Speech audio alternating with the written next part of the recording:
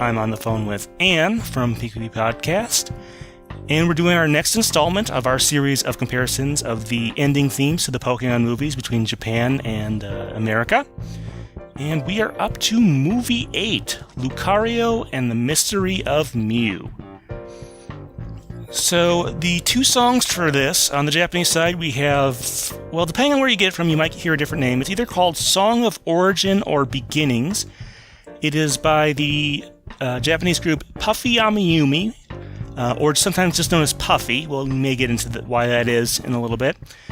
And then on the English side, we have We Will Meet Again, which we have said in previous times is by John Siegler, and he did work on this, but I'm going to explain a little bit. I think it's actually performed by Jim Malone, who has worked on Pokemon several times over the years.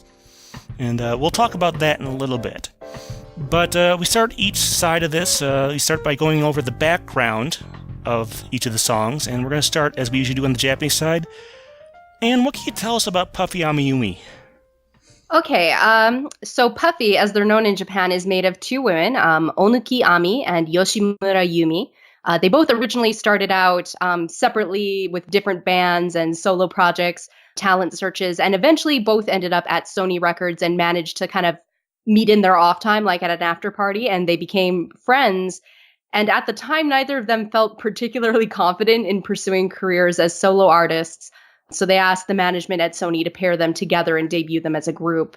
And that, it seems it just clicked for them because their first single, Aja no Junshin, was an instant hit. And their voices clicked, their styles and their sensibilities, like it just all seemed to be on the same page. And they got a huge popularity spike. It, got a couple of variety shows out of the deal. And their quick rise to fame was dubbed Puffy Mania. Their producer and their songwriter is or was Andy Strumer, whose name you may notice is not Japanese. He got the job producing Puffy's music because he was friends with the other producer and songwriter for Puffy, Okuda Tamio of the band Unicorn, who was signed to Sony Music Japan as a songwriter and producer. And the two of them collaborated on writing and producing for Puffy for the entire time that they were mostly active in releasing things. And Strumer is actually the one who named the girls Puffy. And Yumi and Ami call him the godfather of the group.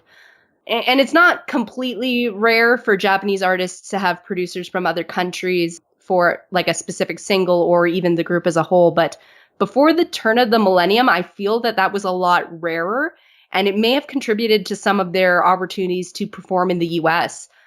They came to South by Southwest in 2000, which is, if you don't know, a very large music festival in Texas, and often features international artists. And that festival was Puffy's first introduction to the United States.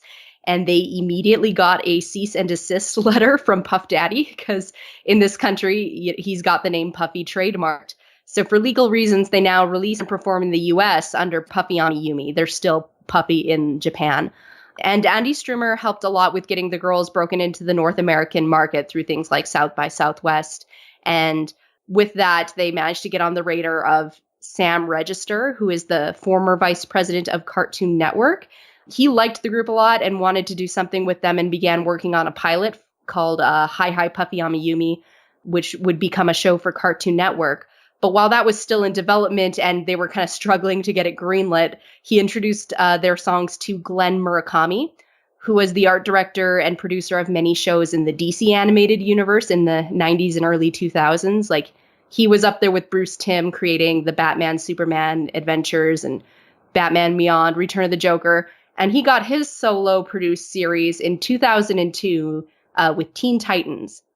And so even though they weren't quite sure if Puffy AmiYumi would get picked up, the show, they really wanted to push through and make sure that the girls did the Teen Titans theme song. And when you hear the interviews about it, like, they are such fanboys. Like, they were so happy when they got Puffy AmiYumi to do it. They call it the Puffy AmiYumi harassment campaign. Andy Strumer, he served as the consulting producer for the Hi Hi Puffy AmiYumi TV show too, and got into producing with a lot of other Cartoon Network shows.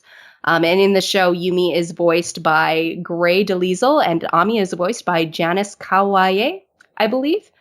In addition to Puffy, both Ami and Yumi have done some solo songs and work with some anime shows. Usagi Drop is probably the voiceover they're most famous for in that department. Yumi's done some live action acting as well. And over their music career, they've demonstrated a variety of skills. Yumi's been credited playing the guitar, the harmonica, piano, timpani, and the saxophone, and also speaks some English, Spanish, and a bit of French, and seems generally interested in speaking foreign languages whenever she can, because I think she busted out Hungarian on Hi Hi Puffy AmiYumi. And Ami has been credited with the guitar, drums, timpani, and the trumpet. So if any of our listeners were fortunate enough to go to one of their live shows or their tours, I'm sure that was interesting to see. And today, both the girls are still active in the music industry, and they still play concerts and tour and do press and events, but they've not released anything new since, I think, like before 2010. And I really don't recall seeing them on a music program in the last 5 years. And like, that's not hard data, but I watch a lot of Japanese music television, and I'm not like heard a breath from them for a while. So I'd almost postulate they are more active in North America than Japan, because I hear a lot more about those activities at the moment. Even so, they're still very popular, and like with 13 studio albums and all those solos, they've got a bit of a legacy on the Japanese music scene. And in their personal lives, both the girls have or are married. Ami's married to the lead singer of the band Glay, and they have a son. And Yumi was married and since divorced from TM Revolution, and married and since divorced from an unnamed individual. And she also has a son from that marriage. Let's see, as for their musical style, it's hard to fit it into a genre. I think it usually gets classified as dance rock or pop rock, because they have a lot of variety and disparate musical influences like the Carpenters and ABBA. So they admit themselves it's kind of hard to classify them. And also, you know, because their vocals have that high-pitched nasal sound, in the West, we typically associate that with anime and Akihabara Idol, which is not their genre, but since a lot of people on this side of the ocean dump them into that genre of Japanese music, it makes it even harder to kind of identify what they are and put them in a box. But yeah, it's high energy, lots of guitars, usually a 3 or 4 piece band, and often some experiments on instrumentation like the drums, trumpet, number, and the timpani, harmonica. But you don't get a lot of ballads out of these girls. It's kind of high pace. Well, you've definitely proven your depth of knowledge on the band themselves and their career. What can you tell us about this particular song? Do you have any idea how it was commissioned or written or anything like that? It's kind of an interesting case. The song itself, Hajimari no Uta, or Song of Beginning, it's also sometimes translated as Song of Origin. I think Song of Beginning is a better translation, but that's just me. Is one of the few songs from the Japanese side that's, was more easily available in the US market, a little bit less so now, but still on the higher trajectory on that front, because it was actually released on one of their US albums as Beginnings. So that's interesting. But like most songs on the Japanese side, it was most likely contracted for the movie as a tie-in song, but may not necessarily have been crafted for the movie. And that's really common in Japan. A lot of hit singles, especially in the pop market, will have some sort of commercial tie-in, being the ending or the opening to a drama or an anime or a movie, which is, I think, a way they differ from the songs on the English side. You can disagree with me or correct me if I'm wrong, but like the English side is making songs specifically for the product kind of in this period. And the Japanese artists that are given the opportunity, like the song's purpose is also to be a hit single. So like it ties in with the Pokemon movie, but they also have to expect it to hit the top of the Oricon chart, which is kind of like Billboard 100. So it's not in its best interests to specifically sing about like monster balls and things. But Hajimari no Uta kind of falls in a weird place because it does actually reference specific and explicit Pokemon things. Like there's a part where they kind of list out all the different types of Pokemon. And given the niche that Puffy has carved for themselves in anime and cartoons and doing theme songs, not just tie-ins, I feel like they can get away with that in a way that, say, Asuka Hayashi maybe couldn't. So, like, while I don't feel the song was made for the movie in the sense that we usually use it on the English side, like previous movies, Puffy was probably contracted for this project, and and they worked on it sort of out of house, but they did deliver a song that can pretty much only be used as a Pokemon song. There's not much vagueness or double interpretation about that, so I thought that was interesting. Yeah. I did want to kind of mention there, you had mentioned one of their English albums had this song, and that was Splurge. And as we've mentioned several times on this series of events, you could get that on iTunes. You could buy the song individually. They were somehow able to clear the rights for that. But it was another victim of the 2009 iTunes DRM purge, wherein all the DRM tracks were delisted. You could still download them if you had purchased them, but you couldn't purchase them if you hadn't already. Same thing that befell the second movie score, the Pokemon World single, the Extra Mile, probably one or two other things. Oh, Catch Me If You Can used to be on there. So, yeah, I think this is the last time we get to mention that particular turnover there, but it took some stuff with it. So, yeah. Do you know who actually, did Puffy AmiYumi tend to write their own stuff, and did they write this song if they did, or who actually did the writing on this? Most of the songs, it was Andy Strumer and Okada Tomio who did the writing. I do believe, especially as they got later in their career, Puffy AmiYumi had a bit more input, but I don't know that they got credited as writers on many of their albums. Some of their solo projects, I think, were a little bit different, though. But yeah, the bulk of the songwriting was also done by their producers. Interesting. Well, that's still a pretty good chunk of info you were able to pull up there, so always appreciate that. Well, if we talk about the production on the English side, as is the case with basically everything except the first movie, this song was almost certainly written for this film, We Will Meet Again. So it looks like it was co-written by John Siegler and Jim Malone. John Siegler, of course, did many things for at least the 4Kids era. Of course, he co-wrote the original theme song and many of the first 8 seasons themes. So he was heavily involved there. We did an interview with him ways back. It has some audio problems, but it's still a good listen.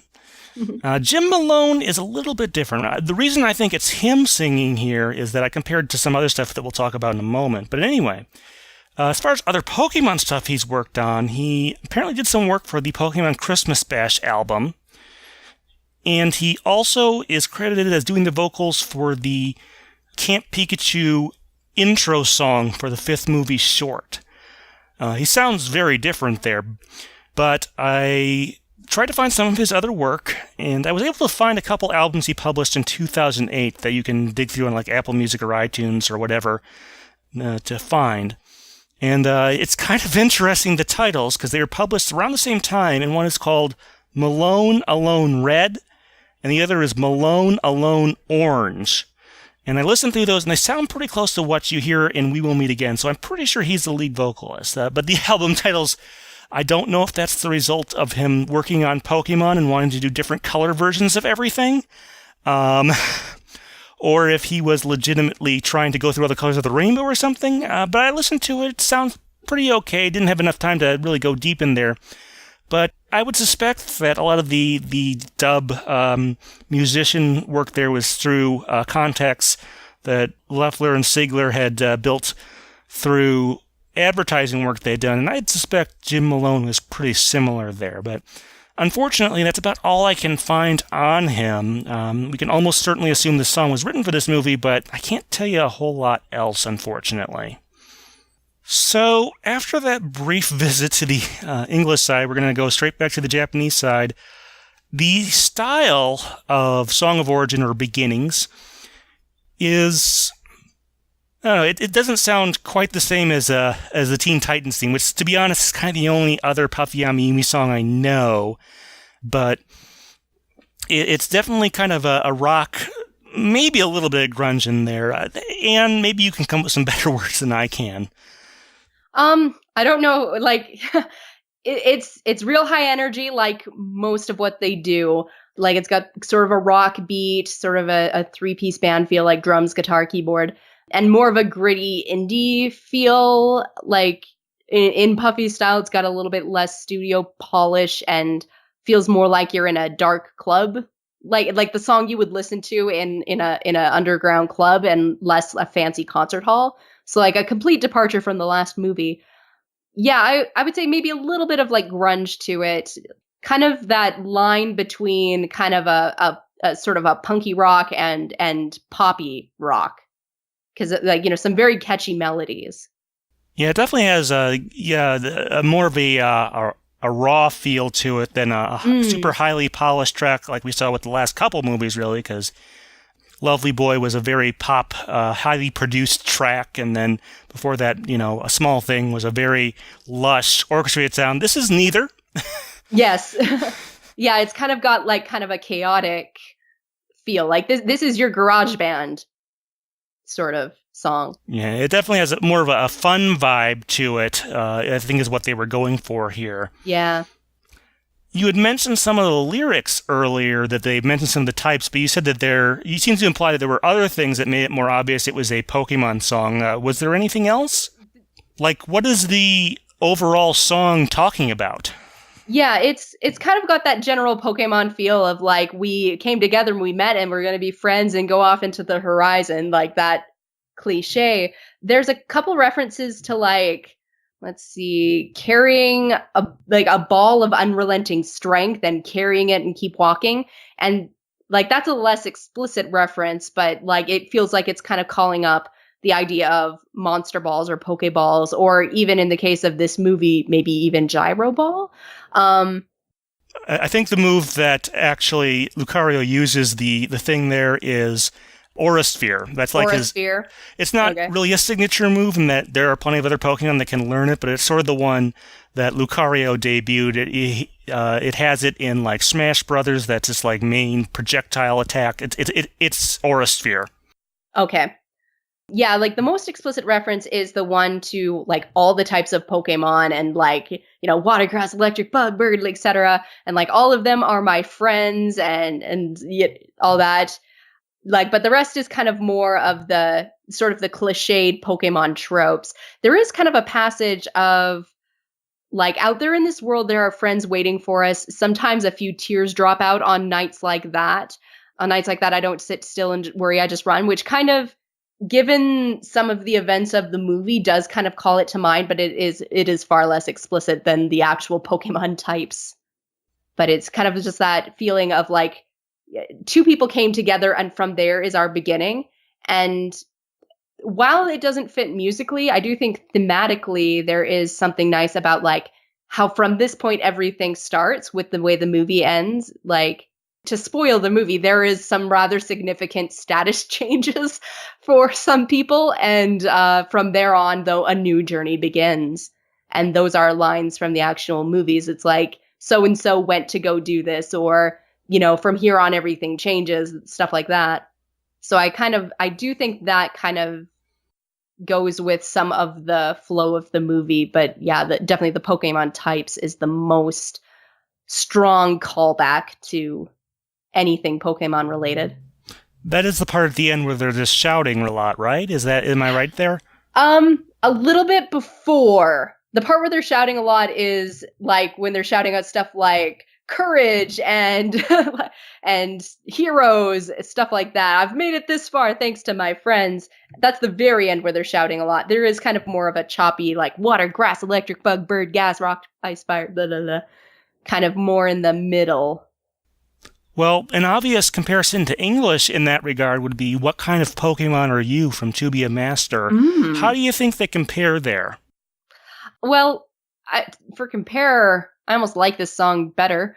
It's less of a exclusively kids song, whereas I feel What Kind of Pokemon Are You? It's a lot harder for me to enjoy it as an adult. But I think they do share some similarities on that front, just kind of being like the fun call-out song. I suppose, of course, at this point, neither of these songs, neither What Kind of Pokemon Are You or this one, are up to date on types, since... That's true. There's a couple more. We need to re-record this. Yeah. So, oh well, there, I guess.